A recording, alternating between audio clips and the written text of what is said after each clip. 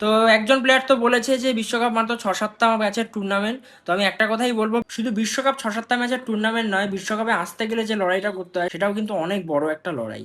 যারা জিতে যায় তাদের নিয়ে তো সবাই কথা বলে। আমি এই ভিডিওটাতে যেই সব টিমগুলো ওয়ার্ল্ড কাপে গ্রুপ স্টেজ থেকে ফুটে গেছে তাদের নিয়ে কিছু কথা বলবো।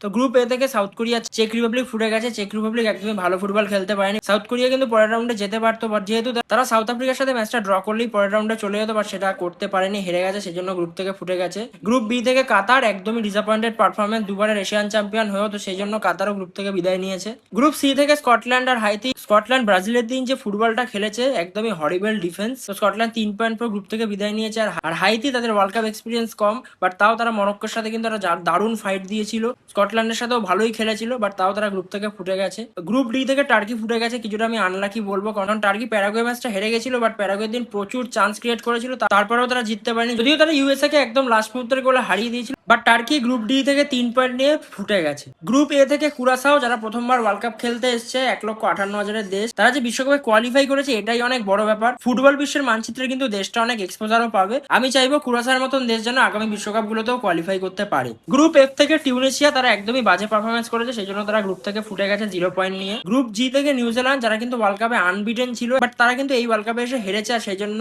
মাত্র 1 পয়েন্ট নিয়ে গ্রুপ থেকে ফুটে গেছে। আর ইরান 3 ম্যাচে 3টে পয়েন্ট, একটাও হারেনি। ভেবেছিলাম ইরান পরের রাউন্ডে যাবে, but best third place team হয়ে কিন্তু ইরান পরের রাউন্ডে যেতে পারেনি। বাট ইরানের দেশের যে অবস্থা সেই নিয়েও যা ফাইট করেছে, ইরানের লড়াই কিন্তু সবাই মনে রাখবে। গ্রুপ এইচ থেকে উরুগুয়ে এবং সৌদি আরবিয়া ফুটে গেছে, দুজনেরই বাজে পারফরমেন্স। উরুগুয়ে দুবারের ওয়ার্ল্ড কাপ চ্যাম্পিয়ন, বা তাদের যা পারফরমেন্স আমি সেটা নিয়ে আগেই ভিডিওতে বলেছি। গ্রুপ আই থেকে ইরাক ফুটে গেছে, ইরাকও একদম 0 পয়েন্ট, তাদেরও পারফরমেন্স একদমই ভালো নয়। গ্রুপ জে থেকে জর্ডান ফুটে গেছে, তাদেরও 0 পয়েন্ট, বাট তারা কিন্তু প্রথমবার ওয়ার্ল্ড কাপ খেলতে এসছে। গ্রুপ কে থেকে উজবেকিস্তান, তারাও প্রথমবার ওয়ার্ল্ড কাপ খেলতে এসছে, তারাও কিন্তু ফুটে গেছে 0 পয়েন্ট নিয়ে। গ্রুপ এল থেকে পানামা 0 পয়েন্ট নিয়ে ফুটে গেছে, পানামাও এমন কিছু ভালো পারফরমেন্স করতে পারেনি। But Jordan, Uzbekistan, Haiti, Panama, কুরাসাও, এই সমস্ত দেশগুলো যে ওয়ার্ল্ড কাপে খেলতে এসছে, তারা বিশ্ব ফুটবলের কাছে যে এক্সপোজার পেয়েছে সেটাই কিন্তু অনেক বড় ব্যাপার। আর বিশ্বকাপে কোয়ালিফাই করা কিন্তু একদমই ইজি নয়, অনেক বাধা বিপত্তি পেরিয়ে অনেক লড়াই করে কিন্তু আসতে হয়। যদি ভিডিওটা দেখে থাকো, তোমাদের কি অপিনিয়ন তোমরাও জানিও।